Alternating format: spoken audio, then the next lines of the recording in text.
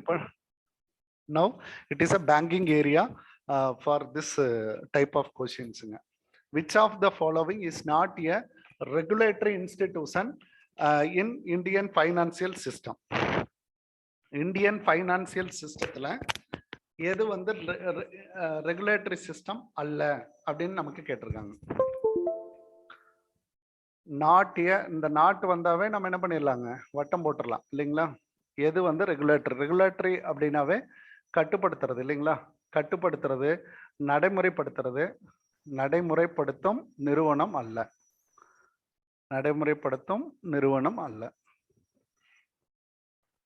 அப்போ financial system அப்படின்னா இதுல என்னென்னலாம் இருக்கு அப்படின்றத நம்ம பார்க்கணும். ஃபினான்சியல் சிஸ்டம் அப்படின்னா whole system of entire finance அப்படின்னு, ஃபினான்சியல் சர்வீசஸ், ஃபினான்ஸ், இந்த மாதிரி எல்லாமே சொல்லலாம்.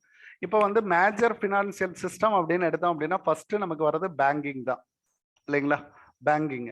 நெக்ஸ்ட் பார்த்தோம் அப்படின்னா இன்சூரன்ஸ் அப்படின்னு நம்ம சொல்லலாம். அடுத்தது நெக்ஸ்ட் நம்ம போனோம் அப்படின்ட்டா நமக்கு வந்து ஸ்டாக் எக்ஸ்சேஞ்சஸ்ங்க, ஸ்டாக் எக்ஸ்சேஞ்சஸ்ங்க. அப்போ இதெல்லாம் நம்ம major area for our system அப்படின்னு நம்ம சொல்றோங்க, ஃபினான்சியல் சிஸ்டம். அப்போ பேங்கிங்கை கண்ட்ரோல் பண்றது யாருங்க?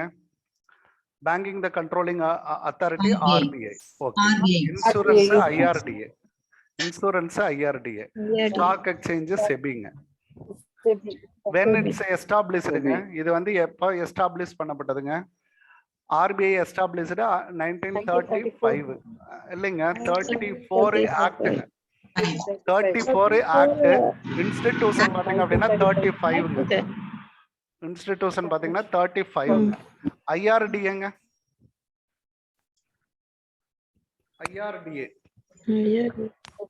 ஐஆர்டிஏ மீன்ஸ் என்னங்க? Insurance regulatory development authority. am I correct or not? Development Authority. Insurance regulatory development authority அப்படின்னு சொல்லலாம். Insurance regulatory development authority which இயருங்க? Comes under which year? எந்த ஆண்டுல இவங்க தொடங்கப்பட்டது? இதெல்லாம் அதாவது நம்ம ஆர்பிஐ செபி எல்லாம் எடுக்கிற அளவுக்கு அதை வந்து நம்ம எடுக்காம விட்டுறோம் இல்லைங்களா. அது வந்து மறந்துடும், இதுவா அதுவா அப்படின்ற மாதிரி நமக்கு மறந்துடும். அந்த இது பாத்தீங்க exactly what which year? 1999 sir.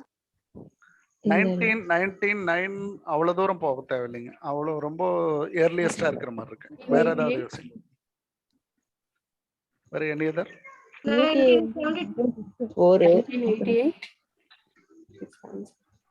1987, 88 அந்த ரேஞ்ச்ல.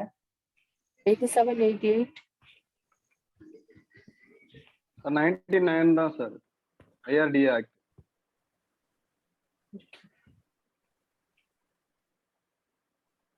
சார் எனி அதர் வேற 19 ரொம்ப ஐஆர்டிஏ ஆக்ட் வந்து 1999 தான் சார். அதாவது 1990 சார் 1999 சார். நெட்ல அதுதான் வருதுங்க போட்டோம். ஐஆர்டிஏ 11th ஸ்டாண்டர்ட்ல 15th சாப்டர் இருக்கு சார், 11th புக்ல. 11th புக்ல 15. அதாவது இது காப்பீடுக்குள்ள வருங்களா? ஆமா சார், காப்பீடு லாஸ்டா வரும். 11வது பாடம். கரெக்ட்டுங்க. என்ன சொல்லுங்க? 1999 சார். 2099. ஓகே. ஐஆர்டிஏ. செபிங்க ஆல்மோஸ்ட் அதே தான் நினைக்கிறேன். செபி 1988 இல்ல, செபிங்கிற இன்ஸ்டிடியூஷன் கேக்குறேன். 92 சார்.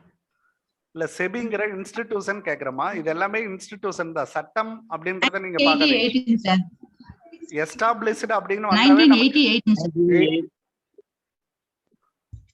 சரிங்க. செபி ஆக்ட் எப்பமா? செபி ஆக்ட் எப்பங்க? நான் திரும்ப கேக்குறேன்னா அதுல ஏதாவது ஒரு விஷயம் உங்களுக்கு சொல்ல போறேன்னு அர்த்தம், வேற ஒண்ணும் இல்லைங்க.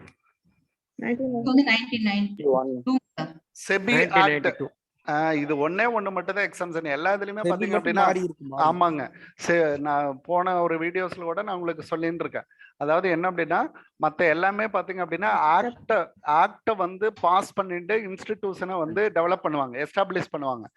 இது மட்டும்தான் என்ன பண்ணிருப்பாங்க, இன்ஸ்டிடியூஷனை எஸ்டாப்ளிஷ் பண்ணிட்டாங்க 1988ல. அதுக்கப்புறம் 92ல தான் ஆக்ட் வந்திருக்கும். இதுக்கான ஆக்ட் அப்படின்னு பாத்தீங்க அப்படின்னா 1992ல தான் எஸ்டாப்ளிஷ் பண்ணியிருப்பாங்க.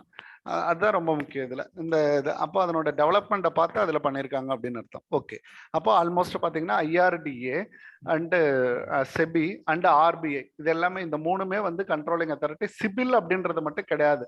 சிபில் அப்படின்றத நம்ம என்ன சொல்லுவாங்க, ஸ்கோருங்க. சிபில் ஸ்கோர் அப்படின்னு சொல்லுவாங்க. இதனுடைய விரிவாக்கம் கிரெடிட் இல்லைங்க, கிரெடிட் ரேட்டிங்கிறது வேறங்க. கிரெடிட் ரேட்டிங்கிறது வேற, சிபில் ஸ்கோர். கடன் உங்களுக்கு கடன் கொடுக்குறாங்க அப்படின்னா உங்களோட சிபில் ஸ்கோர் எவ்வளவுன்னு கேட்பாங்க. கடன் கொடுக்குறாங்க அப்படின்னா உங்களோட சிபில் ஸ்கோர் எவ்வளவுன்னு கேட்பாங்க. கிரெடிட் இன்ஃபர்மேஷன் ரிப்போர்ட் பீரோ இந்தியா லிமிடெட். பீரோ இந்தியா பீரோ இந்தியா லிமிடெட். BEAURO பீரோ இந்தியா லிமிடெட். இது வந்து ஒரு கம்பெனிங்க, புரியுதுங்களா?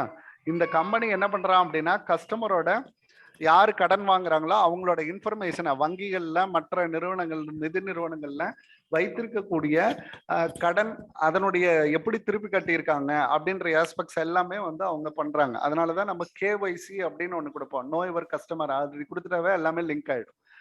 இந்த மாதிரி எந்தெந்த இதுல வந்து எந்தெந்த அக்கௌண்ட்ல நம்ம லிங்க் ஆயிருந்தாலும் அவங்களுக்கு சிபில்ல வந்து தெரியும். அந்த இதுல வந்து நமக்கு இந்த ஸ்கோர் வந்து கேட்பாங்க, நம்ம ஆட்டோமேட்டிக்கா ஜென்ரேட் பண்ணலாம். இப்பெல்லாம் கடன் கொடுக்குறப்போ உங்களோட சிபில் ஸ்கோர் எவ்வளவு அப்படின்னு கேட்பாங்க. சிபில் ஸ்கோர் அப்படின்றத கேட்பாங்க.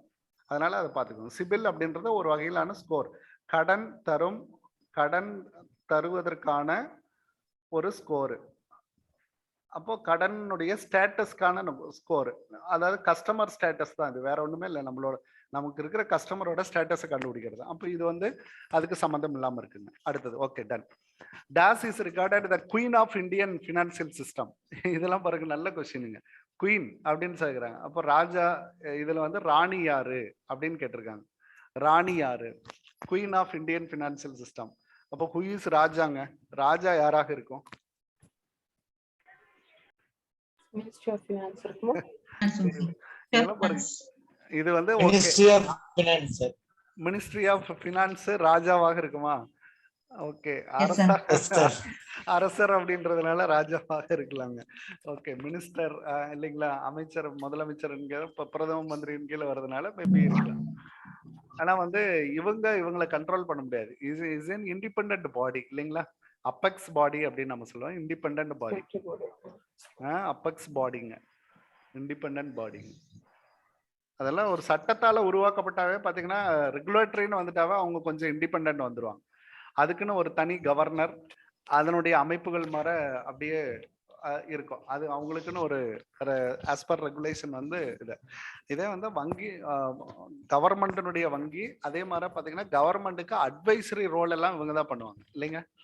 அட்வைசரி ரோல் எல்லாம் இவங்க தான் பண்ணுவாங்க. RBI அந்த ஒரு பாடமே இருக்கு RBIல 11th புக்ல. National Housing Bank is fully owned and subsidiary of. Owned and subsidiary அப்போ துணை நிறுவனம் இல்லைங்களா. துணை நிறுவனம் யாருடைய துணை நிறுவனம் அப்படின்னு பாத்தீங்கன்னா RBIனுடைய துணை நிறுவனம். RBIக்கு கீழே யாரெல்லாம் வருவாங்க அப்படின்னா மூணு விதமா அடிக்கடி சொல்லிட்டே இருப்பேன். நபார்டு, IDBI, அடுத்த பாத்தீங்க அப்படின்னா எக்ஸிம் பேங்க், அடுத்தது இந்த நேஷனல் ஹவுசிங் போர்டு NHB.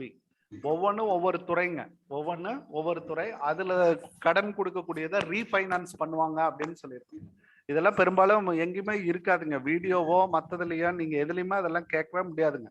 இதெல்லாம் வந்து ஒரு வகையிலான ஸ்கூல் புக்கு மற்ற புத்தகங்கள்ல சொல்லக்கூடியதை நம்ம லேர்ன் பண்ணி கத்துக்கிட்ட விஷயங்கள் தாங்க. அதனால அதெல்லாமே ஒரு ஸ்ட்ரக்சரா நீங்க படிக்கணும்.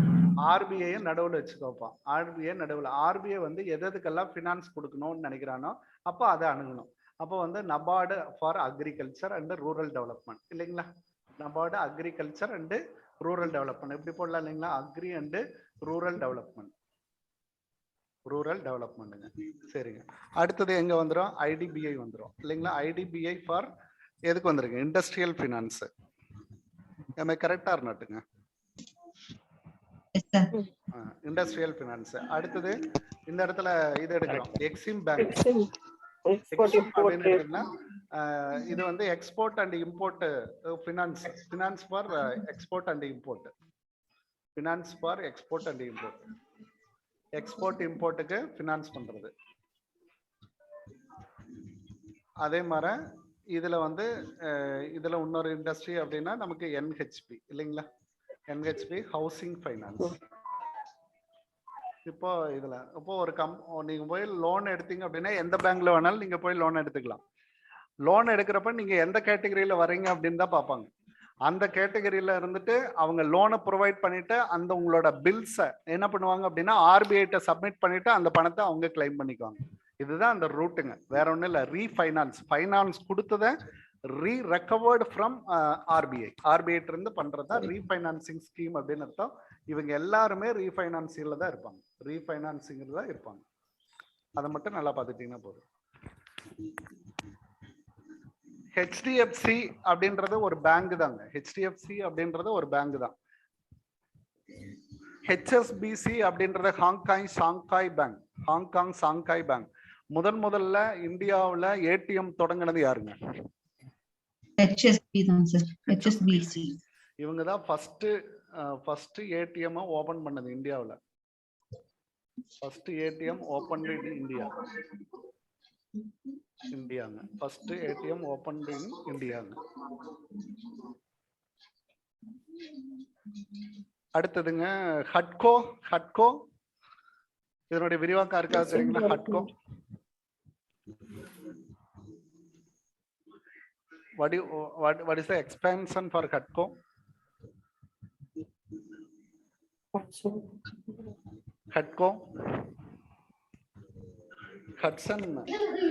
ஹட்சன் மாதிரி இருக்கு அப்படின்றது ஹட்கோங்கிறது ஹட்சன். இது வந்து ஸ்மால் இண்டஸ்ட்ரீஸ் டெவலப்மெண்ட் ஆர்கனைசேஷன் அதுல வருங்க. இது one of the Small Industries Development Corporation அப்படின்ற ஆஸ்பெக்ட்ஸ்ல வரும். ஹட்கோ வந்து ஒரு இம்பார்ட்டன்டான இது. அதனோட விரிவாக்கம் தெரியலன்னா யாராவது போட்டு கூட சொல்லுங்க ப்ளீஸ், உங்களுக்கு ஒரு வாய்ப்பா இருக்கும். Sir, Housing and Urban Development Corporation. Housing ஹவுசிங்ல வருங்க. சரி. Urban housing and urban development corporation. அப்ப NHP model Corporation. Development Sir, established at 25th April 1970. Sir. 25th ஏப்ரலுங்க 1970. அப்ப என்ஹெச்பி வந்து எப்போ உருவாக்கப்பட்டுச்சுங்க? which year comes under established NHP வந்து எப்போது தொடங்கப்பட்டதுங்க? National housing finance established when it's established. ஏன்னா நபார்டுக்கு ஒரு எஸ்டாப்ளிஷ்மெண்ட் இயர் இருக்கு இல்லைங்களா? 1987. Okay fine. NHP 1987. அப்போ இதுக்குள்ளேயே நம்ம கொண்டு வரலாம். IDBI 1964. அடுத்த NHP 1987, not for 67, it is in 87. Almost EXIM and நபார்டும் பார்த்தீங்கன்னா சேம் இயர்ல இருக்கும், 1982ங்க. am I கரெக்ட்டுங்க? அதுல வந்து ஒன்னு ஜூலை இன்னொன்னு ஏப்ரல் இருக்கும். அந்த நாள் தான் மாறி இருக்கும், இந்த வருஷம் தான் மாறி இருக்கும்னு நினைக்கிறேன். சரி இல்ல மாதம். இது என்னங்க ஃபர்ஸ்ட் இது மந்த்ல கேட்டாங்க அப்படின்னா எப்படி சொல்லுவீங்க? எக்ஸிம் பேங்கினுடைய மந்த் சொல்லுங்க. ஜனவரி. ஓ இது ஜனவரிங்க. Very good. ஜனவரி 1. இது வந்து ஜூலைன்னு நினைக்கிறேன். நபார்டுங்க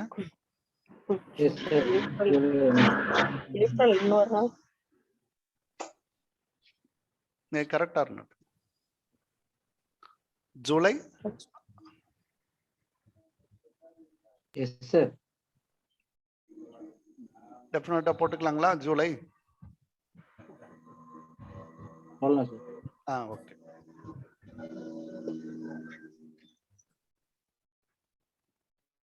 அப்ப ஜூலை அப்படின்னா நீங்க ஞாபகத்துல வச்சுக்கிறது கொஞ்சம் ஈஸியா இருக்கும் இல்லைங்க? ஜே அப்படின்னு ஞாபகத்துல வச்சுக்கலாம். 1982ல ஜே அப்படின்னு ஞாபகத்துல வச்சுக்கிட்டா ஒன்னு ஜனவரி ஒன்னு ஜூலை அப்படின்றது இருக்கும். IDBI year of establishment month and year of month எந்த மந்த்? பிப்ரவரி. நவுந்தியா இல்லையா?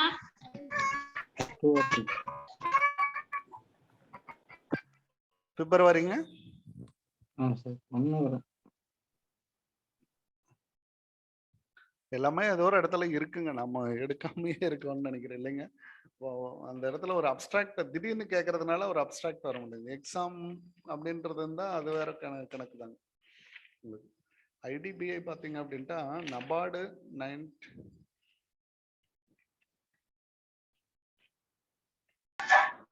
July 1, 1964. IDB July 1, sir. July 1ங்களா? February Yes, sir. July 1. Okay, July 1. Okay okay ஃபைன்ங்க. பரவாயில்ல, தெரியல அப்படின்னா நம்ம ரீகால் தாங்க. நாலேஜ் வந்து நம்ம ரீகால் தான் பண்றோம். அதனால வந்து நமக்கு தெரியலையானலாம் ஒன்றும் வருத்தப்படும். இது அட்டானமஸ் ஆனதுதான் பிப்ரவரி சார். ஓ, அட்டானமஸ் ஆனதுதான் பிப்ரவரிங்களா? சரி, பிப்ரவரி 1976 வரும். சூப்பர்மா சூப்பர்மா. அடுத்தது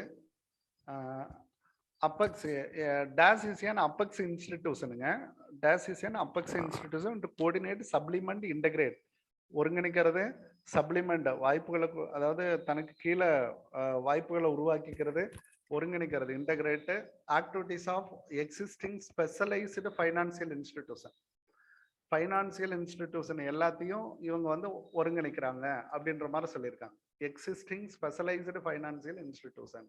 அப்போ இது வந்து 2 தடவை வந்து ஐடிபிஐ கொடுத்துருக்கேன் பாருங்க. இதுலயும் அந்த கொஸ்டின் வந்து தப்பு பண்ணியிருக்கேன் நான். இங்கேயும் ஐடிபிஐ, இங்கேயும் ஐடிபிஐ கொடுத்துருக்கேன்.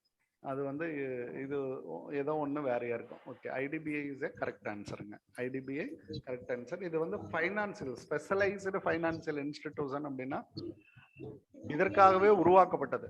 அதுதான் ரொம்ப முக்கியங்க. ஐஎஃப்சிஐக்கும் ஐடிபிஐக்கும் ஒரு டிஃபரன்ஸ் இருக்குங்க. இதுக்கு ஒரு டிஃபரன்ஸ் இருக்கு. என்ன டிஃபரன்ஸுங்க? What is the difference? IFCI and IDBI இயரை விடுங்க. இது 48ங்க, இது 64ங்க. இதுக்கு ஒரு ஸ்பெஷலைஸ்டு இது இருக்கு sir. IFCI head office Delhi sir. IFCI head office டெல்லிங்க. வெரி குட் வெரி குட்ங்க. ஆமாங்க சார். ஐடிபிஐ மும்பை. மும்பை. அடுத்ததுங்க any other? Sir IDBI soft loan கொடுப்பாங்க சார். ஃபாஸ்ட் லோனுங்க. Soft loan. சாஃப்ட் லோன் வந்து ப்ரொவைட் பண்றவங்க. இது பாத்தீங்கன்னா ஆர்பிஐனுடைய ஒரு அங்கம் இல்லைங்களா? ஐடிபிஐ வந்து ஆர்பிஐனுடைய ஒரு அங்கம். ஃபர்ஸ்ட் ஒரு இது சொல்லணும்னா இவன் வந்து ஆர்பிஐனுடைய ஆர்கான் மாறுங்க. இதுல பாக்குறப்ப அப்படித்தானே தோணுதுங்க. இவன் வந்து ஆர்கான். ஆனா பட் இவன் வந்து அப்படி கிடையாது. இவன் வந்து ஸ்பெஷலைஸ்டு பாத்தீங்க அப்படின்னா இவன் எல்லா ஃபெசிலிட்டியுமே பண்ணுவான். ரா மெட்டீரியல் பண்ணுவான். அடுத்தா பாத்தீங்க அப்படின்ட்டா மெஷினரியை வாங்கி லீஸுக்கு கொடுப்பான். மெஷினரியை வாங்கி லீஸ் கொடுப்பான். அடுத்தா பாத்தீங்கன்னா எல்லாம் அதர் தேன் பினான்சியல் கேட்டகரியா அதிகமா பண்ணுவாங்க.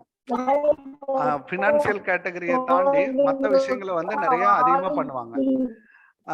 பட் இதுல வந்து நம்ம இந்த இதுல பாத்தீங்க அப்படின்ட்டா it is very particular with இதுல பாத்தீங்க அப்படின்ட்டா ஐடிபிஐ வந்து ஒரே நேரோ டவுன் இண்டஸ்ட்ரியல் ஃபைனான்ஸ் மட்டும்தான் ப்ரொவைட் பண்ணுவாங்க. ரொம்ப மற்ற சப்போர்ட் எல்லாம் பண்ணவே மாட்டாங்க. அதாவது extensive support to small scale industries அப்படின்னு சொல்லுவோம் இல்லைங்களா? அந்த மாதிரி எல்லாம் இவங்க பண்ணவே மாட்டாங்க. இது வந்து டைரக்டா ஸ்மால் ஸ்கேல் இண்டஸ்ட்ரிக்கு நிறைய சப்போர்ட் பண்ணுவாங்க. இவங்க வந்து டைரக்ட்லி ஒன்லி டுவார்ட்ஸ் தான், அதாவது ஆர்பிஐ எப்படி செயல்படுதோ அது மாதிரி செயல்படுவாங்க. அதுதான் ரொம்ப முக்கியம். ஐடிபிஐனுடைய ரோலே பார்த்தீங்கன்னா ஆர்பிஐ செயல்படுற மாதிரி செயல்படுறது அப்படின்றது அதில் ரொம்ப முக்கியம். ஓகே, நிறைய கொஸ்டின் போடுறப்போ சின்ன சின்ன மிஸ்டேக்ஸ் வந்துருதுங்க. Which of the following is not an asset held by commercial bank? Commercial பேங்க்ல வந்து இந்த அசட்டை ஹெல்டு பண்றது இல்லை, அப்ப வைத்திருப்பது இல்லை அப்படின்னு சொல்றாங்க. Which of the following is not an asset held by commercial bank? இந்த சொத்தை வந்து வச்சிருக்கிறது இல்லை அல்லது இந்த பொருள் சொத்து அப்படின்னா வைத்திருப்பதில்லை. வைத்திருப்பதில்லை. இஸ் நாட் an asset அப்படின்னு ஒரு வார்த்தை சொல்றாங்க. இது ரொம்ப கேர்ஃபுல்லான ஒரு வேர்டுங்க. Held by commercial bank. Okay, bill of exchange, current account deposit, money lent short notice, credit balances with the reserve bank அப்படின்னு சொல்றாங்க. இப்போ இந்த இடத்துல அசட் அப்படின்னு சொல்லிட்டாங்க. அப்போ நீங்க என்ன யூஸ்ஃபுல்லா என்ன கண்டுபிடிக்கணும் அப்படின்னா, ஒரு பேங்கினுடைய பேலன்ஸ் ஷீட், ஒரு பேங்கிங் கம்பெனியினுடைய பேலன்ஸ் ஷீட்டை உங்களால அசஸ் பண்ண முடியுமா, இமேஜின் பண்ண முடியுமா அப்படின்றதான் இந்த இடத்துல என்னுடைய கேள்விங்க.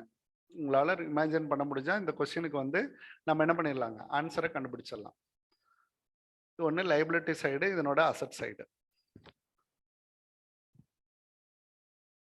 ஓகே, இப்போ கமர்ஷியல் பேங்க் நமக்கு என்ன பிரைமரி ஃபங்க்ஷன் பண்ணுது அப்படின்னு பார்த்தீங்க அப்படின்னா, ஒன்று நமக்கு வந்து லோனை ப்ரொவைட் பண்ணுது, ரெண்டாவது வந்து accepting deposit and lending providing the loan இல்லைங்களா, நமக்கு வந்து லோனை ப்ரொவைட் பண்ணுது. சரிங்க, இப்போ நீங்க பேங்கிங் சைடுல இருந்து பாருங்க, பேங்கிங் சைடுல இருந்து லோனு கொடுத்தா அவங்க அந்த கஸ்டமர் அப்படின்றவங்க எந்த சைடு இருப்பாங்க, ஆஸ் வெல் அஸ் பார்த்தீங்க அப்படின்னா நம்ம டெபாசிட் கொடுத்தோம்னா நம்ம எந்த சைடில் இருப்போம், பேங்கிங் கம்பெனிஸ்ல எந்த சைடு இருப்போங்க?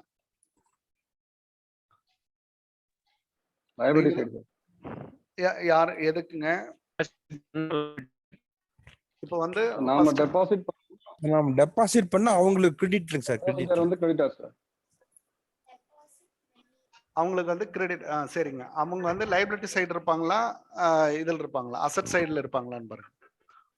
Liability side. அதை வந்து அவங்க திருப்பி கொடுக்கணும் இல்லைங்க, ஒரு பேங்கிங் வந்து நாம கொடுக்குற டெபாசிட் வந்து திருப்பி கொடுக்கணும்.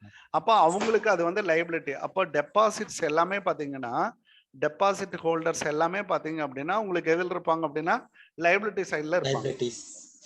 இதே வந்து லோனு ப்ரொவைட் பண்ணாங்கன்னு பாருங்க, இதுக்கு அப்படியே ஆப்போசிட் தானே, ஜஸ்ட் ஆப்போசிட்.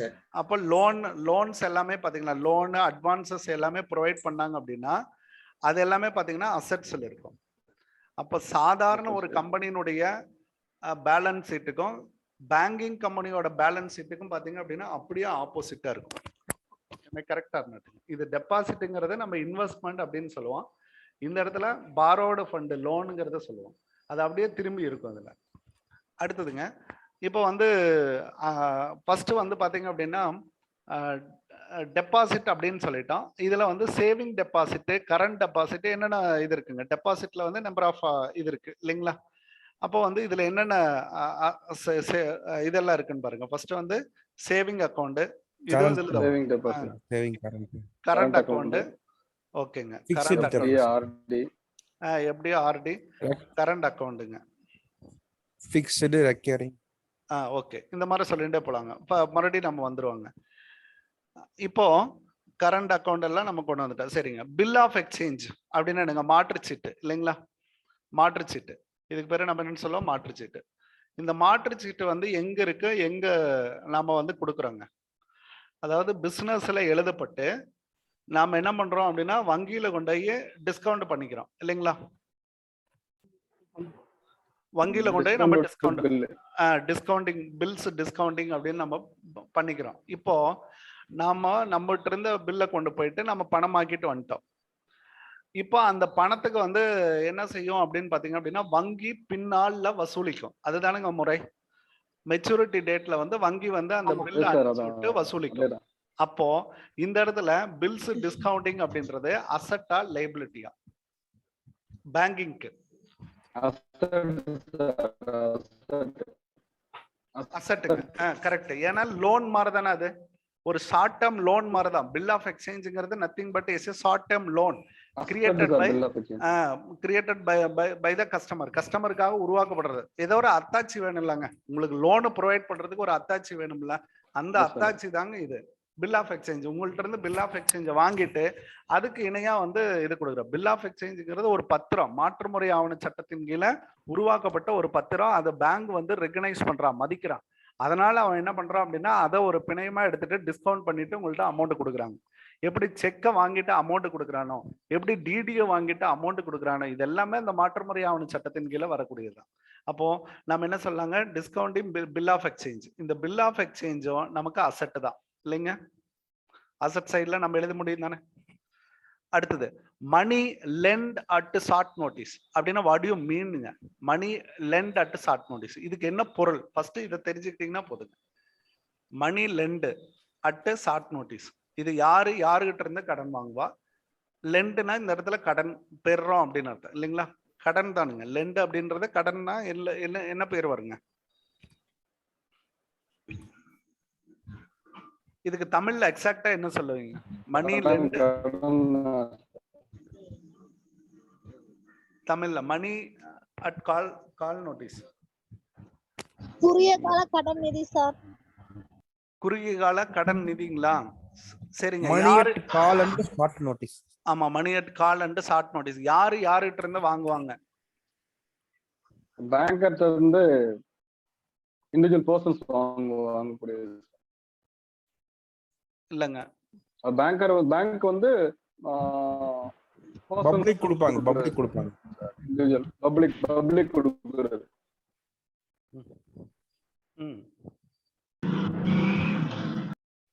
இல்லங்க, இது வந்து பேங்குக்கும் ஆர்பிஐக்கும் நடக்கக்கூடிய ஒரு டிரான்சாக்சனுங்க. ஆர்பிஐக்கும் உங்களுக்கு நடக்கக்கூடிய டிரான்சாக்சன். மணி லெண்டு நீங்க மணி லெண்டு அட் ஷார்ட் நோட்டீஸ். குறுகிய காலத்துல ஒரு நோட்டீஸ் கொடுத்துட்டு, நான் இதை வந்து உங்களுக்கு ஒரு இதுல கொடுத்துருக்கேங்க. அதாவது என்ன அப்படின்ட்டா, நீங்க உங்க ஊர்ல ஒரு பிரான்ச், இப்போ ஒரு நீங்க இருக்கிற இடத்துல ஒரு பிரான்ச் இருக்குன்னு வச்சுக்கோங்க. நீங்க அந்த பேங்க்ல வந்து அக்கௌண்ட் வச்சிருக்கீங்க. 1 கோடி ரூபாய் உங்களோட பேங்க் அக்கௌண்ட்ல இருக்குதுன்னு வச்சுக்கோங்க. அதுக்கப்புறம் பாத்தீங்க அப்படின்னா ஒரு 1 டே போறீங்க, எனக்கு 1 கோடி ரூபாயும் திருப்பி கொடுங்க அப்படின்னு சொல்லிட்டு நீங்க ஒரு செக் எழுதி கொடுக்குறீங்க அப்படின்னா, அந்த பேங்கர் என்ன பண்ணும் அப்படின்ட்டா, உடனடியா உங்களுக்கு பணத்தை திருப்பி கொடுக்கணும் இல்லைங்க? உடனடியா திருப்பி கொடுக்கணும். உண்மையிலேயே அந்த டேல அவங்கள்ட்ட அந்த 1 கோடி ரூபாய் பணம் இல்லை. அப்ப என்ன பண்ணுவாங்க?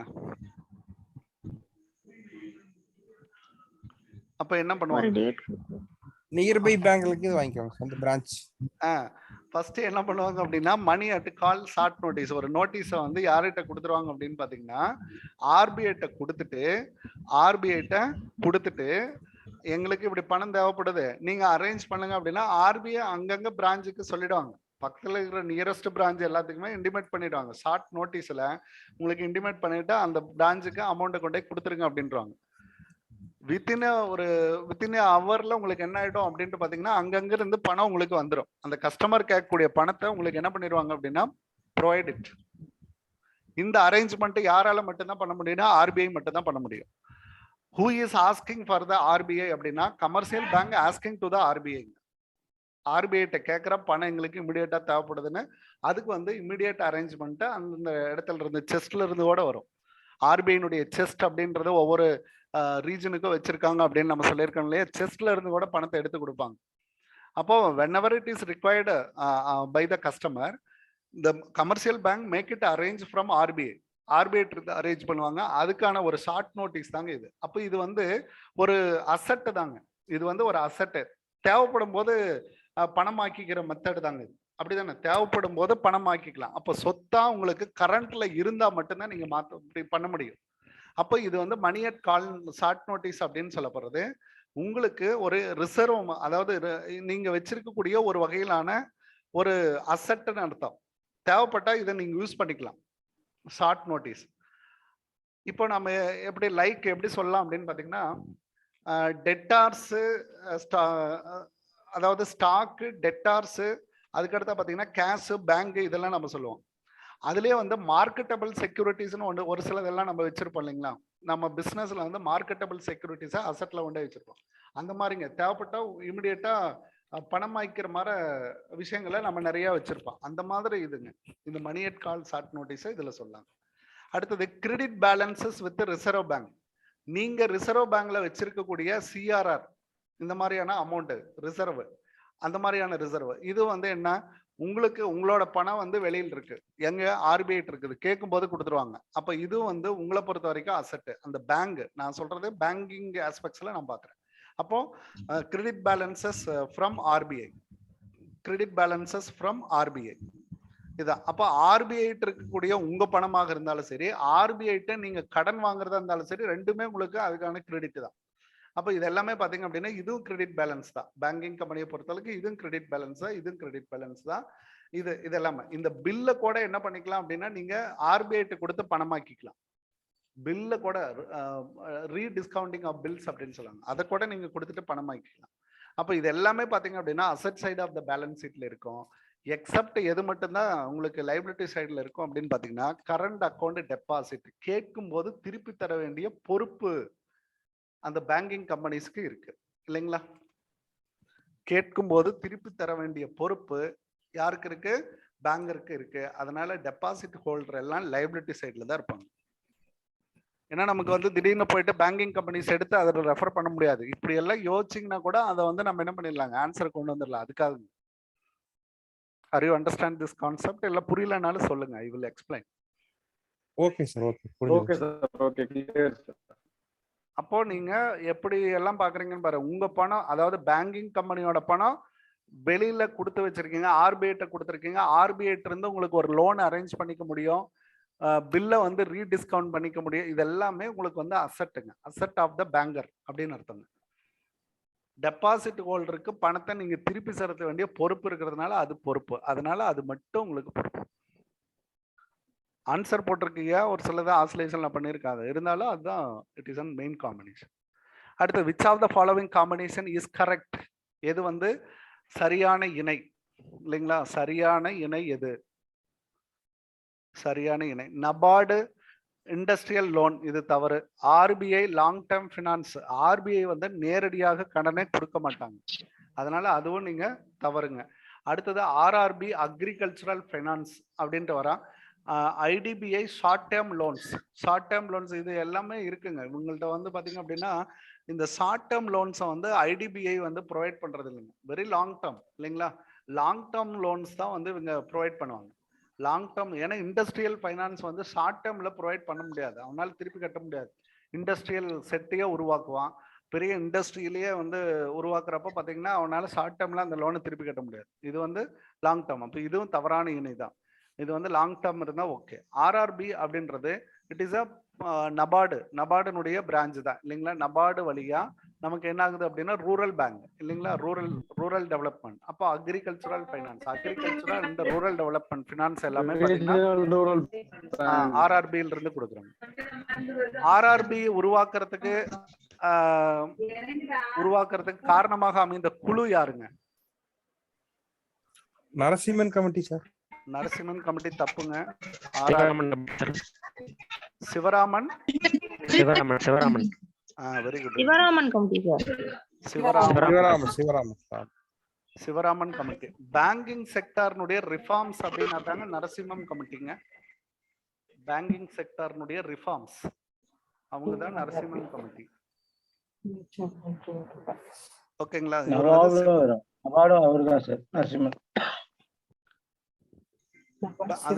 ரிஃபார்ம்ஸ்க்கு வந்து அவங்க ஆர்ஆர்பி மட்டும் உங்களுக்கு புதுசா இருக்கு. when it's established RRB year 1975 1976 75 or 76ங்க? 76 வந்து act sir. RRB act 1976. RRB act 1976. அப்போ நான் கேக்குறது இந்த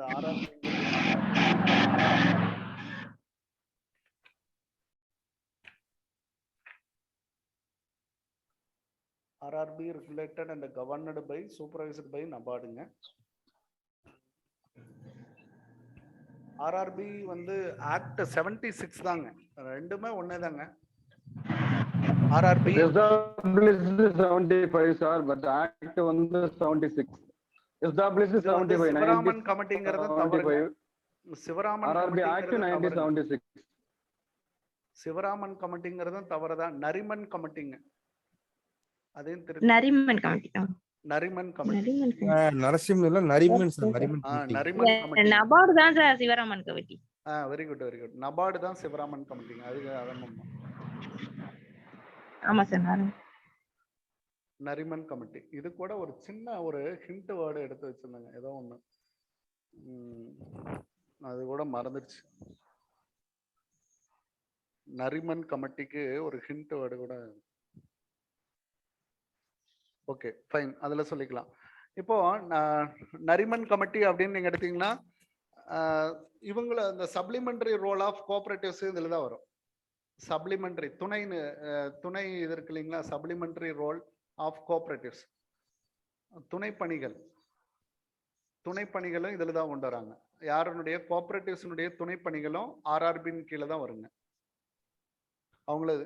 இதனுடைய எஸ்டாப்ளிஷ்மெண்ட்ல பாத்தீங்க அப்படின்னா central government, state government and sponsored bank, இந்த 3 பேருத்தினுடைய ரேஷியோ அந்த மாதிரி இருக்கும். சென்ட்ரல் கவர்மெண்ட் 50% கேபிட்டலை ப்ரொவைட் பண்ண, இவங்க 15%, இவங்க 35%. 15%. இது வந்து கேபிட்டல் ரேஷியோ.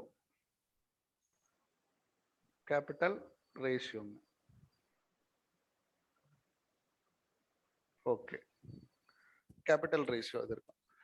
ஆர்ஆர்பி வந்து ரெகுலேட்டட் அண்ட் சூப்பர்வைஸ்டு பை நபார்டுன்னு தான் வரணுங்க, ஆர்பிஐன்னு வரக்கூடாது.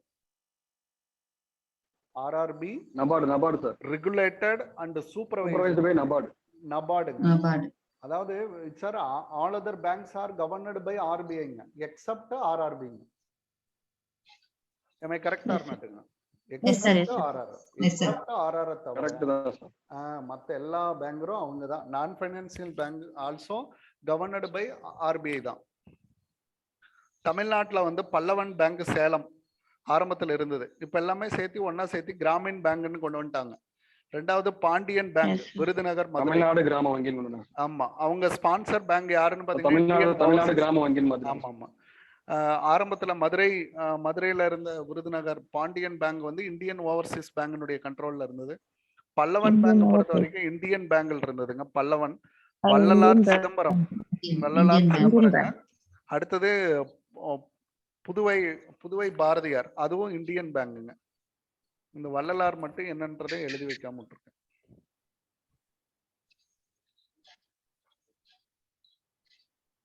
The subsidiary of RBI comes under the National Housing Bank Limited Act.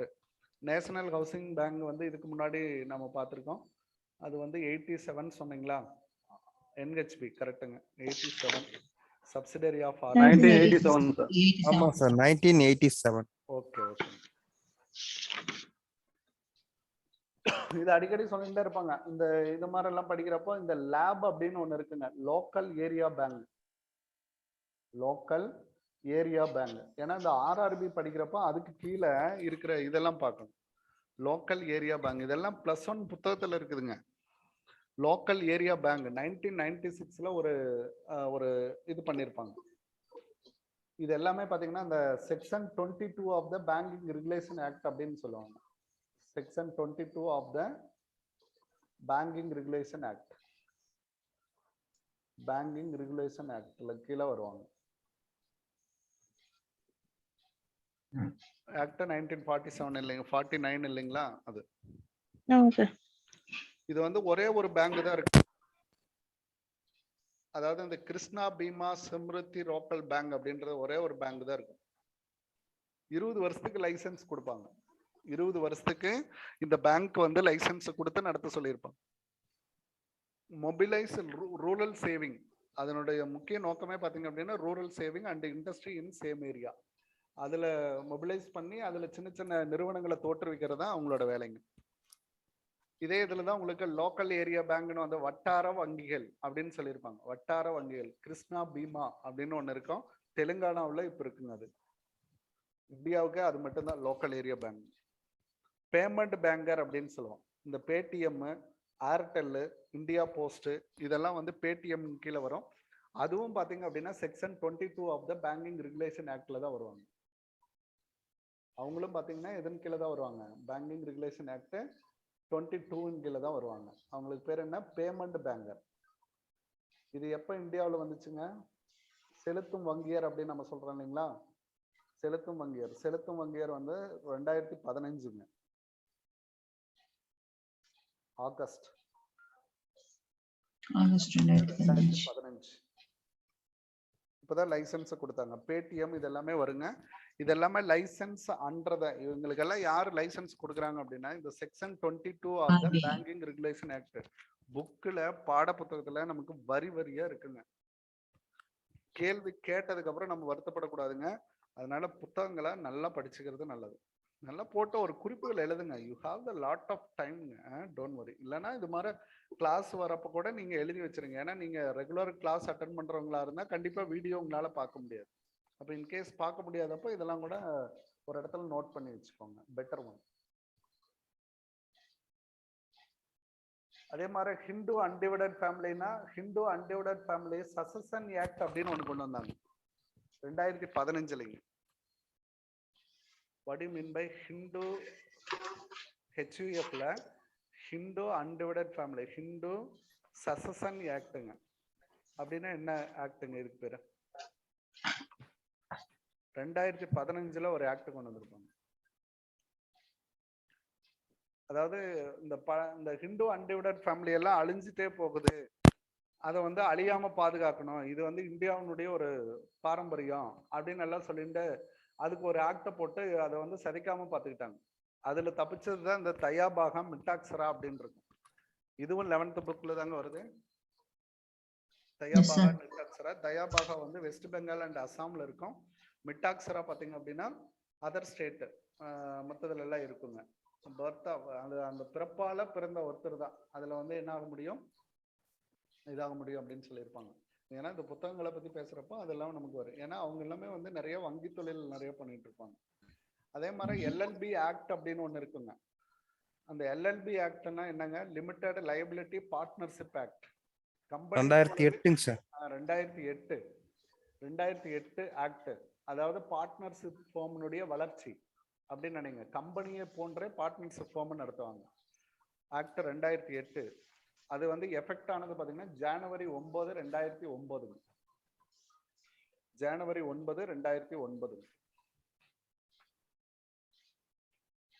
இதெல்லாம் அந்த ஏன் அதை சொன்னேன் அப்படின்னா ஜாயிண்ட் சோல் ப்ரொப்ரைட்டரு, பார்ட்னர்ஷிப்பு, அடுத்தது ஹிந்து அன்டிவைடட் ஃபேமிலி, இதெல்லாம் அதுல வரக்கூடியதுங்க. அதனால அது கூட ஒன்னா சேர்த்திப்பாங்க. Fine fine. 42. which year the banking regulation act passed? இதெல்லாம் டக்குன்னு எழுதிடுவீங்க இல்லைங்களா? 1949ங்க பேங்கிங் ரெகுலேஷன் 49. அடுத்தது when did the national agriculture rural development bank establish? இல்லைங்களா? அப்போ இது பாருங்க ஜூலை நபார்டுங்க. நபார்டு ஜே அப்படின்னு ஞாபகத்தில் வச்சுக்கலாம்னு சொல்லியிருக்கேன் இல்லைங்களா? 82லயே 2 RBI ஆர்கான்ஸ் இருக்கும். ஒன்று நபார்டு, இன்னொன்று பார்த்தீங்க அப்படின்னா எக்ஸிம். இது ஜே ஜூலை, அது ஜே ஜனவரி அப்படின்னு வச்சுக்கிட்டீங்கன்னா ஈஸிங்க. இது ஜே ஜூலை, அது ஜே ஜனவரி. அடுத்தது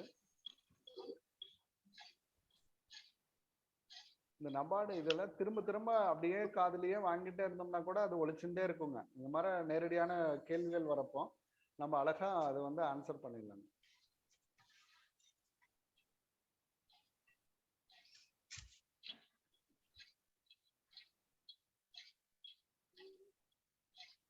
Okay. At which of the following cities head office of the Reserve Bank located in India? Mumbai. Mumbai. அப்படின்னாவே மும்பை தான். அது வந்து தைரியமா நம்ம சொல்லலாம். பினான்சியல் சிட்டி அப்படின்னு சொன்னாலும் சொல்லலாம், அல்லது பினான்சியல் நகரம் அப்படின்னு நீங்க வேணாலும் சொல்லலாம். இது எல்லாமே வந்து அதுக்குள்ள வர்றதுதாங்க. மும்பை. அடுத்து schedule banks in India means a bank. Schedule பட்டியலிடப்பட்ட வங்கிகள். பட்டியலிடப்பட்ட வங்கிகள் அப்படின்னு நம்ம சொல்றோம் இல்லைங்க? பட்டியலிடப்பட்ட வங்கிகள். அட்டவணைப்படுத்தப்பட்ட வங்கிகள் சொல்லுங்க சார். பட்டியலிடப்பட்ட வங்கிகள். அட்டவணைப்படுத்தப்பட்ட வங்கிகள் தான் இருக்குங்களா? ஆமா சார், அட்டவணைப்படுத்தப்பட்ட வங்கிகள் ஷெட்யூல்டு பேங்க். பட்டியல்னு சொல்லலாம், ஷெட்யூல் அட்டவணை ரெண்டு சொல்லணும் தான் சார். சரிங்க. ஓகே. ஷெட்யூல் பேங்க்ஸ் மீன்ஸ் என்னவாக இருக்கும் அப்படின்னா ஆர்பிஐனுடைய செகண்ட் ஷெட்யூல்ல வரணுங்க. இது வந்து நல்லா பார்த்துக்கலாம். ஆர்பிஐனுடைய செகண்ட் ஷெட்யூல்ல வரணுங்க. ஆர்பிஐ ஆக்ட் 1934ல வரக்கூடிய வங்கிகள் செகண்ட் ஷெட்யூல்ல கொடுத்துருப்பாங்க. அந்த வங்கிகள் தான் இது. அப்ப இன்கார்பரேட்டட் அண்டர் செக்ஷன் 1956 தவறு, ஆத்தரைஸ்டு பேங்கிங் பிசினஸ் தவறு, கவர்னர்டு பை பேங்கிங் ரெகுலேஷன் ஆக்ட் தவறு.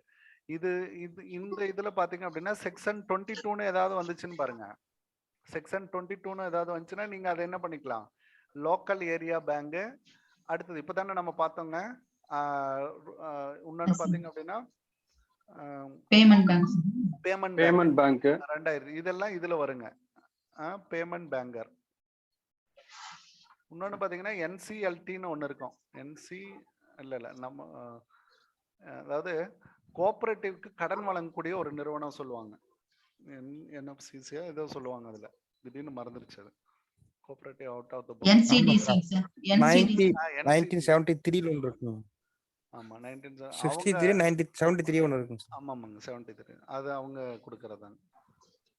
இதெல்லாம் அதுல வர செகண்ட் ஷெட்யூல், இரண்டாவது ஷெட்யூல்ல இருக்கக்கூடிய இது அட்டவணை. ஷெட்யூல்ல அட்டவணையில் இருக்கக்கூடிய வங்கிகள் பட்டியலிடப்பட்ட வங்கிகள் அப்படின்னு சொன்னாங்க. அடுத்தது cooperative societies act was enacted which year? 1912. இது வந்து இந்தியன் ஆக்ட் அப்படிதானுங்க? Cooperatives act Indian Yes, sir. Act. Yes sir. தமிழ்நாட்டுக்குன்னு ஒரு ஆக்ட் இருக்கு Yes. இல்லைங்க? TN cooperative act 1983 83 1983 cooperative act 1983 sir. 83ங்க. Very good. டிஎன் ஆக்ட் இதுல இருந்து தான் வந்து அந்த நிறுவனத்தை வந்து உருவாக்கி இருப்பாங்க. அந்த என்சிடிசி நேஷனல் கோஆபரேட்டிவ் டெவலப் இது மாதிரி ஒண்ணு வருங்க. இந்த 83 இதுல தான் வரும். 73 or 83 national cooperative development corporation. அதுவும் அதுக்குள்ளதான் இருக்குங்க. அது ஒரு இதை பார்த்து வச்சு நேஷனல் கோஆபரேட்டிவ் டெவலப்மெண்ட் நேஷனல் அப்படின்றதுனால இப்ப இதுல இருந்து கூட நமக்கு வரலாம். அது 73 அப்படின்னு நீங்க It was சொன்னீங்க. established 1963. 63ங்களா? Very good very good. சரிங்க சரிங்க. 63. எக்ஸாக்டா எனக்கும் தெரியலங்க, அதனால சொல்றேன். அதெல்லாம் அதுக்குள்ள ரிலேட்டடா இருக்கும் அப்படின்னு. What is the full form of NBFC? Non banking financial கம்பெனிஸுங்க. ஃபாரின் கிடையாது, ஃபைனான்சியல் காம்படிஷன் கிடையாது, ஃபைனான்சியல் கம்பெனி. இவங்கெல்லாம் வந்து இந்த செக்ஷன் 22ல போக மாட்டாங்க. அதனால பாத்துங்க, ஆர்பிஐ வந்து நேரடி கண்ட்ரோல்ல கொண்டு வருவாங்க. ஆர்பிஐ நேரடி கண்ட்ரோல்ல வரும். Who is insures bank in India? Who is insures bank in India? Insures bank in India. Insure bank in India. அப்போ இது வந்து comes under IRDA. அதுக்கு வந்து ஆன்சர் கொடுக்காம விட்டேன்னு நினைக்கிறேன். How many development banks are there in India? எத்தனை development banks இருக்கு? 6 போட்டிருக்கோம். ஆனா நாம 4 தான் குறிச்சிருக்கோங்க. NABARD, EXIM bank, IDBI, NHB, அப்ப இன்னும் 2 எதுவாக இருக்குங்க?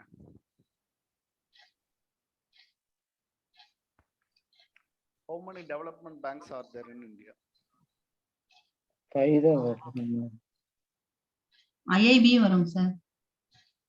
IIB ஆமா. IDP. இதுல வந்து 6 கொடுத்திருக்காங்க. எக்ஸாக்ட் ஆன்சரும் 6 தான். சரி, யோசிக்க வந்துரும்னு நினைக்கிறேன். பின்னாடி அதுக்கெல்லாம் क्वेश्चंस கொடுத்து வச்சிருக்கோம், பாப்போங்க. டைம் வேஸ்ட் பண்ண வேண்டாம். இன்னொரு 10 மினிட்ஸ். சார் சிட்பி ஒண்ணுங்க சார். எதுங்க? SIDBI சிட்பி. இல்ல, அது IDBI உடைய சப் சார் அப்புறம் NHB, IFCA தான் வருதுங்க sir. IFCA, NHB, IFC, IIB அது வருங்க சார்.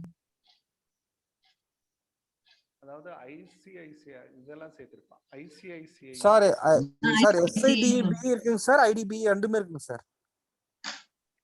இல்லைங்க, அது வந்து IDBI-க்குள்ள சிட்பி வந்து அதுக்குள்ள வந்துடுறானுங்க சார். தனியா கொடுத்துருக்கான் பதிலிங்க, சுமால்னு கொடுத்துருக்காங்க sir. Small industries development plan கொடுத்துருக்காங்க. அதாங்க, அது வந்து IDBI-க்குள்ளதான் வருங்க. நீங்க அப்படி எடுத்துக்கோங்க. IDBI அதையும் எடுத்துக்கிறீங்க அப்படின்றது.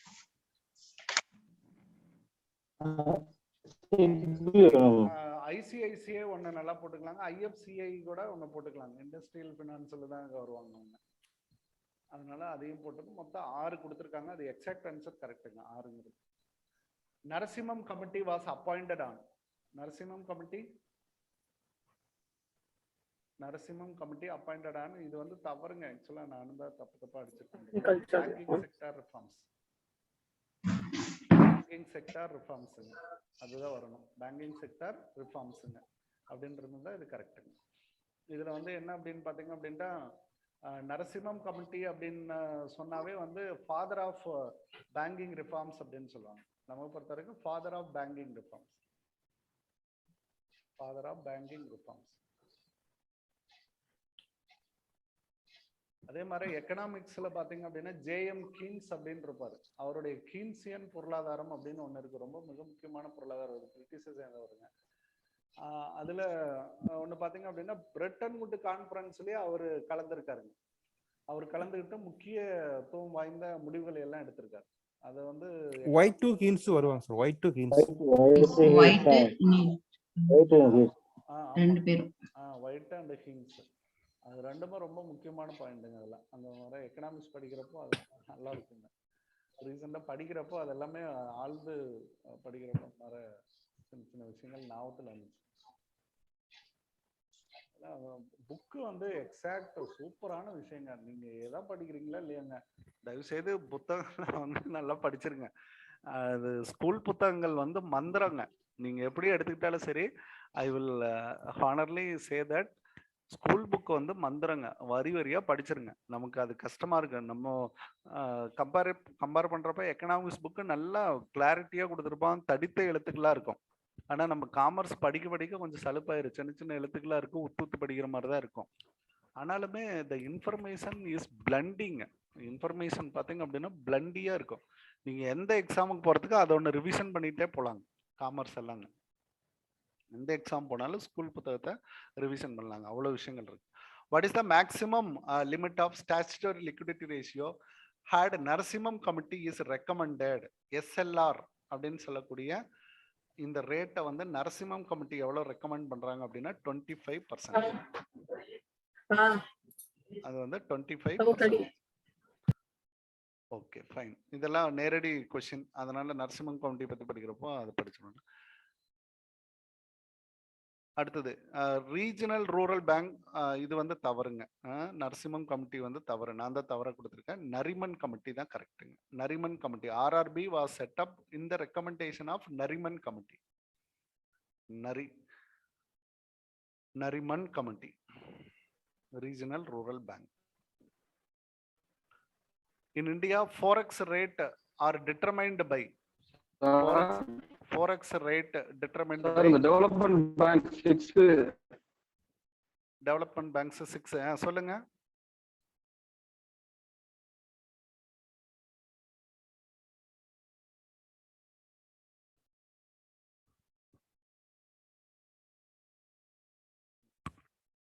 Okay, fine.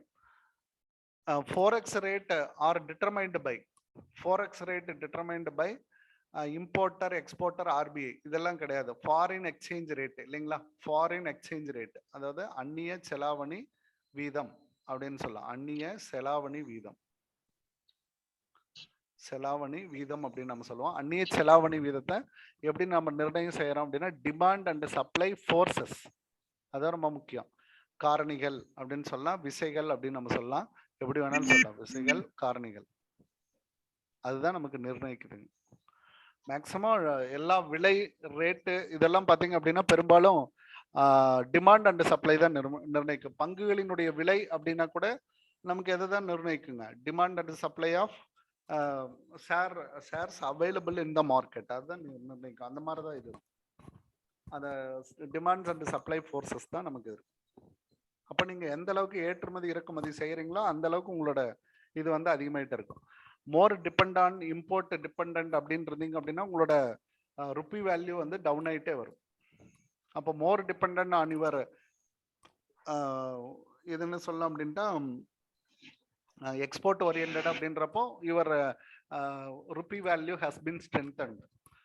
அது எக்கனாமிக்ஸ் புக்லேயே ஒரு லைன்ல கொடுத்துருப்பாங்க. இந்தியா பார்த்தீங்க அப்படின்ட்டா அதிகமாக வந்து இம்போர்ட் பண்ணுற மாதிரி உங்களுக்கு தெரிஞ்சாலுமே கூட இந்த பவர் ஆஃப் கன்சம்ஷன்ல வந்து மிக முக்கியத்துவம் வாய்ந்த ஒரு கண்ட்ரியாக சொல்லப்பட்டிருக்குங்க. அதனால வந்து அதை வந்து ரொம்ப கீண்டா பார்ப்பாங்க. உலகத்தில் உள்ள எல்லா நாடுகளும் முயற்சிக்கிறது பார்த்தீங்க அப்படின்னா இந்தியாவை வந்து ஒரு மார்க்கெட்டாக முயற்சிப்பாங்களா. அதுக்கு ஒரு 2 ரீசன் சொல்லுவாங்க. ஒன்று என்ன அப்படின்னு பார்த்தீங்க அப்படின்ட்டா எந்த பொருளை நீங்கள் விற்கணும்னு நினைச்சாலும் 2 வகையான டிஃப்ரெண்ட் பீப்புள் இருப்பாங்க. என்ன அப்படின்னு பார்த்தீங்கன்னா ஒன்று பியூரா ஒயிட்டாக இருக்கிற குரூப் ஒன்று. அப்போது நீங்கள் இதெல்லாம் போனீங்க அப்படின்ட்டா யூரோப்பியன் காண்டினென்ட்ல பாத்தீங்க அப்படின்னா எல்லாமே மேக்ஸிமம் ஒயிட். பிரான்ஸ், ஜெர்மனி இதெல்லாம் பாத்தீங்க அப்படின்னா the people are ஆல்மோஸ்ட் ஒயிட்டுங்க. இன்னொரு ஆப்பிரிக்கன் காண்டினென்ட் போனீங்கன்னா பியூர் பிளாக்குங்க. ரெண்டும் மிக்ஸ் ஆகிருக்கிறது இந்தியாவில் மட்டும்தான் இருப்பாங்க. அப்போ எந்த ஒரு ப்ராடக்ட் சாட்டிஸ்ஃபேக்ஷன் பார்த்தீங்க அப்படின்னா இந்தியாவில் அக்செப்ட் ஆகுச்சு அப்படின்னாவே வேர்ல்டு வைடு அக்செப்ட் ஆனதுக்கு சமங்க. அப்படித்தான் பார்ப்பாங்க. அதனால பார்த்தீங்கன்னா the marketer are keenly approached in the Indian market as well as for the target group in the smallest regional area. அதான் ரொம்ப முக்கியம். அங்கே போயிட்டு ஒவ்வொரு காண்டினென்ட்லேயும் போயிட்டு விற்கிறத காட்டிலும் இந்தியாவில் வித்தாவே நம்ம என்ன பண்ணலாம் அப்படின்ட்டா உலகம் ஃபுல்லாக விற்றதுக்கு சமம். ஞானப்பழத்தை எடுக்கிற கதை தாங்க இல்லைங்களா? ஆல்மோஸ்ட் அதே மாதிரி தான் வருங்க. இந்தியாவில் டெஸ்ட் பண்ணாவே போதும் அப்படின்ற அளவுக்கு தான் அது சொல்லுவாங்க. Okay fine. 1 or 2 கொஸ்டின்ல இது முடிச்சுக்கலாம். when the banks accept fixed some money from an individual definite term and pay on maturity with interest, the deposit known as. இதில் பார்த்தீங்க அப்படின்னா bank accept fixed sum of money, ஒரு குறிப்பிட்ட பணம் இண்டிவிஜுவல்கிட்ட definite term, காலம், நிர்ணயிக்கப்பட்ட காலம் அப்படின்னு சொல்லலாம். நிர்ணயிக்கப்பட்ட காலம் நிர்ணயம் செஞ்சுக்கிட்டாவே பே மெச்சூரிட்டி வித் இன்ட்ரெஸ்டோட நான் திருப்பி கொடுத்துருவேன் அப்படின்னா இது நார்மலாக நம்ம நிலை வைப்பு அப்படின்னு நம்ம சொல்லுவோம். நிலை வைப்பு அப்படின்னு சொல்றது வந்து நம்ம என்ன சொல்லுவோம் அப்படின்னா டேர்ம் டெபாசிட், கால வைப்பு அப்படின்றது இது ரெண்டு ஒன்று தான். கால வைப்பு அப்படின்றது ரெண்டு ஒன்று தான். இது வந்து கேட்பு வைப்பு இல்லைங்க. கேட்பு வைப்பு கேட்கும் போதெல்லாம் நம்ம கொடுக்கணும் அப்படின்றப்போ இது எதெல்லாம் இருக்கும் அப்படின்னு பார்த்தீங்கன்னா சேவிங் பேங்க் அக்கௌண்ட் அப்படின்றது இதில் தான் வரும். Saving bank account, current account இதெல்லாம் இதில் தான் வரும். அதே மாதிரி மார்ட்கேஜ், இதை சொல்லி மட்டும் முடிச்சிடுறாங்க. மார்ட்கேஜ், பிளட்ஜ், இந்த 3 வேர்டு எல்லாம் ஒரே நம்மளோட குரூப் தாம்மா. ஃபர்ஸ்ட் வந்து பிளட்ஜ், அடுத்தது மார்ட்கேஜ், அடுத்தது ஹைபாத்திகேஷன். இந்த 3க்கு என்னென்ன விளக்கம் சொல்ல முடியுமா உங்களால? ஹைபாத்திகேஷன் சார் இம்மூவபிள் ப்ராப்பர்ட்டி மேல லோன் வாங்கினா அது வந்து மார்ட்கேஜுங்க சார். ஓகே. மூவபிள் குட்ஸ்னா ஹைபோதிகேஷன். அது கட்டது, ரெண்டு கட்டதா சார்? ரெண்டுமே கட்டதான். Pledging sir. ஜுவல்ஸ் லோன் இந்த மாதிரி இந்த ஆர்சி புக்ல வச்சாங்கன்னா அது பிளட்ஜ் சார். அது இது வந்து பொசஷன், அதாவது அடமான கடன். பொசஷன் அப்படின்னு நம்ம சொல்லுவோம். அப்போ வைத்திருப்பது பொசஷன் ஆஃப் என் ஆர்டிக்கல் அப்படின்னு நம்ம சொல்லலாம். பொசஷன் ஆஃப் என் ஆர்டிக்கல், இதுக்கு பேரு அடமானம் இல்லைங்களா? அடமானம் அப்படின்னு நம்ம சொல்லுவோம். பிளட்ஜ். மார்ட்கேஜ் அப்படின்னா இதுல பாத்தீங்க அப்படின்னா இது வந்து டெபாசிட்டரி டாக்குமெண்ட். இதுக்கு வந்து டாக்குமெண்ட் கொடுத்தாவே போதும். டாக்குமெண்ட் தான் இதுக்கு மெயின் ஹோல்டிங். அதை பேஸா வச்சுட்டு தான் உங்களுக்கு லோனை ப்ரொவைட் பண்ணுவாங்க. லோன் ஆன் எப்படி சொல்லலாம் அப்படின்னா நீங்க சொன்ன மாதிரி மூவபிள் அசெட்ஸுங்க. Movable assets. இப்போ நம்ம காரு, இம்மூவபிள் சார்.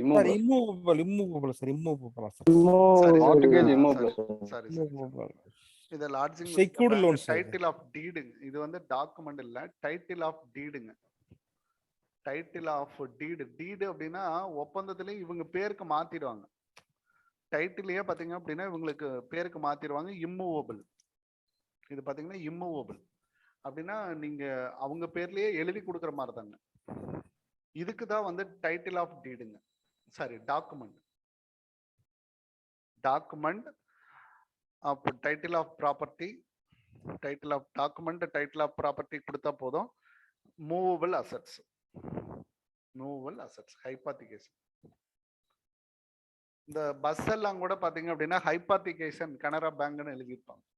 அதாவது பிணையமாக வைக்கப்பட்டிருக்கு, பேங்க்ல லோன் வாங்கி தான் நம்ம வச்சிருக்கோம். அப்ப டாக்குமெண்ட் எல்லாம் பேங்க்ல இருக்கும் அப்படின்னு. நம்ம ஒரு 2 வீலர் வாங்குறோம்னாலே அதை ஹைபோதிகேட் பண்ணிருக்காங்களா? 2 வீலர் லோன்ல வாங்குறோம்னாலே ஹைபோதிகேஷன் தான். அதை மறுபடியும் நீங்க என்ன பண்ணணும், அந்த லோன் எல்லாம் முடிஞ்சதுக்கு அப்புறம் மறுபடியும் வந்து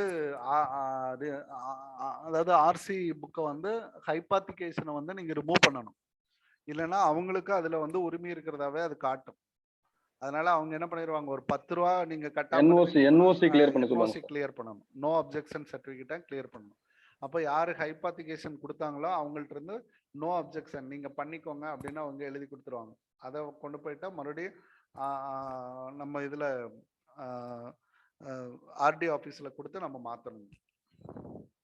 கடன் எடுக்கிறது பெருசு இல்லை, அதுக்கப்புறம் இருக்கிற பிரச்சனைகள் தான் பெருசு. ஓகே ஃபைன், இது வரைக்கும் நமக்கு இருக்கட்டுங்க.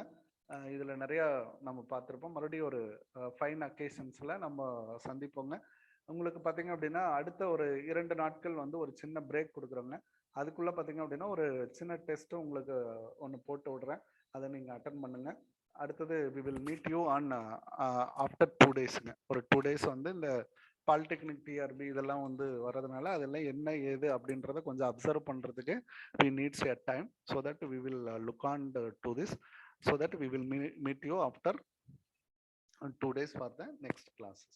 Thank you very much. Thank you, sir. Thank you, sir.